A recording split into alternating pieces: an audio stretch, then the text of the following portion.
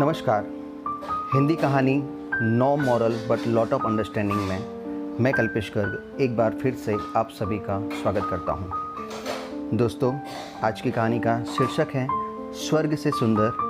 दोस्तों, अगर आप मन को छू लेने वाली कहानियां सुनना चाहते हैं तो अभी इस चैनल को सब्सक्राइब कर लीजिए, ताकि जब कभी मैं नई कहानी अपलोड करूं तो उसका सबसे पहले नोटिफिकेशन आप तक पहुंच जाए।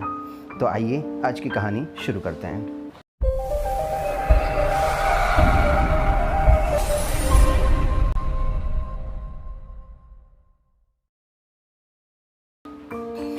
मोहन बेटा, मैं तुम्हारे काका के घर जा रहा हूँ। बेटा बोला, क्यों पिताजी?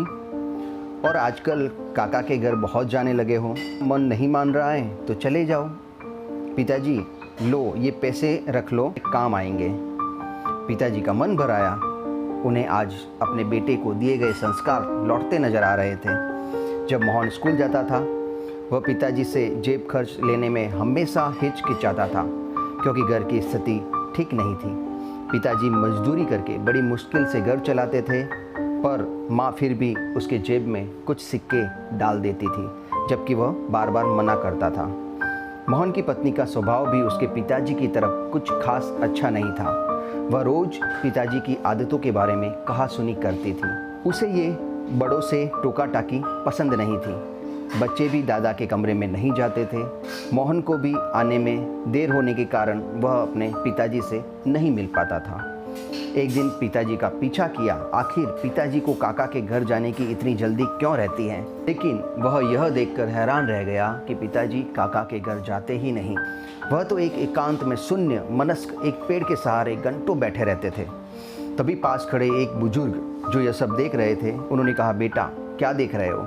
जी वो, अच्छा तुम उस बूढ़े आदमी को देख रहे हो। वो यहाँ अक्सर आते हैं और घंटों पेड़ तले बैठकर सांझ जले अपने घर को चले जाते हैं। किसी अच्छे सम्राट घर से लगते हैं।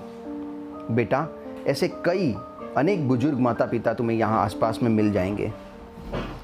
जी, मगर क्यों?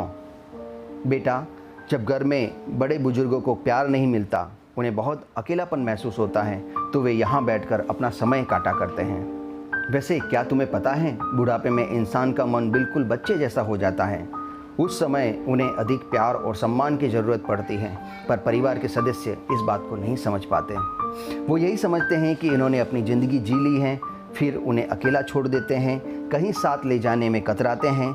बात करना तो दूर, अक्सर उनकी राय भी उन्हें कड़वी लगने लगती है। जबकि वही बुजुर्ग अपने बच्चों को अपने अनुभवों से आने वाले संकटों और परेशानियों से बचाने के लिए सटीक सलाह देते हैं। घर लौटकर मोहन ने किसी से कुछ नहीं कहा। जब पिताजी लौटे, मोहन घर के सभी सदस्यों को देखता रहा। किसी को भी पिताजी की चिंता नहीं थी। पिताजी से कोई बात नहीं करता था, कोई हंसता नहीं था, कोई खेलता नहीं था, जैसे पिताजी का घर में कोई अस्तित्व ही ना हो। ऐसे परिवार में पत्नी, बच्चे सभी पिताजी को इग्नोर करते हुए दिखाई देते थे। सबको राह दिखाने के लिए आखिर मोहन ने भी अपनी पत्नी और बच्चों से बोलना बंद कर दिया। वो काम पर जाता और वापस आता, किसी से कोई बातचीत नहीं। बच्चे पत्नी बोलने की कोशिश भी करते तो वह इग्नोर कर काम में डूबे रहने का नाटक करता। 3 दिन में सभी परेशान हो उठे। पत्नी, बच्चे इस उदासी का कारण जानना चाहते थे। मोहन ने अपने परिवार को अपने पास बिठाया, उन्हें प्यार से समझाया कि मैंने तुमसे 4 दिन बात नहीं की, तुम इतने परेशान हो गए। अब सोचो, तुम पिताजी के साथ ऐसा व्यवहार करके उन्हें कितना दुखी कर रहे हो। मेरे पिताजी मुझे जान से प्यारे हैं, जैसे तुम्हें तुम्हारी माँ। और फिर पिताजी के अकेले स्टेशन पर जाकर घंटे रोने की बात उन्हें बता दी। सभी को अपने बुरे व्यवहार का खेद था। उस दिन जैसे ही पिताजी शाम को घर लौटे, तीनों बच्चे उनसे लिपट गए। दादाजी, आज हम आपके पास बैठेंगे, कोई किस्सा कहानी सुनाओ ना। पिताजी की आंखें भर आई। वो बच्चों को लिपट कर उन्हें प्यार करने लगे और फिर जो किस्से कहानियों का दौर शुरू हुआ वो घंटों तक चला।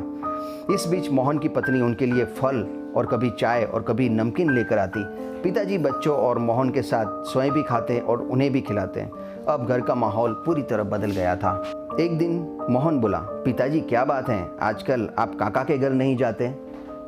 पिताजी बोले, नहीं बेटा, अब तो अपना घर ही स्वर्ग लगता है। आज सभी में तो नहीं, लेकिन अधिकांश परिवारों में बुजुर्गों की यही कहानी है। बहुधा आसपास के बगीचों में, बस अड्डे पर, नज़दीकी रेलवे स्टेशन पर परिवार से तिरस्कृत भरे पूरे परिवार में एकांकी जीवन बिताने वाले ऐसे कई बुजुर्ग देखने को मिल जाएंगे। आप भी कभी न कभी अवश्य बूढ़े होंगे। आज नहीं तो कुछ वर्षों बाद बूढ़े होंगे। जीवन का सबसे बड़ा संकट है बुढ़ापा। घर के बुजुर्ग ऐसे बूढ़े वृक्ष हैं जो बेशक फल न देते हो पर छांव जरूर देते हैं। अपना बुढ़ापा खुशहाल बनाने के लिए बुजुर्गों को अकेलापन महसूस ना होने दें। उनका सम्मान भले ही ना कर पाए लेकिन उनका तिरस्कार ना करें, उनका ख्याल रखें। ऐसी ही अच्छी कहानियाँ सुनने के लिए इस चैनल को सब्सक्राइब कर लीजिए और ये कहानी अगर पसंद आई है तो अपने दोस्तों और परिवार के साथ शेयर करिए। आज तक के लिए इतना ही। अगली कहानी में फिर मिलेंगे, तब तक के लिए जय हिंद, जय भारत, जय भारतीय सेना।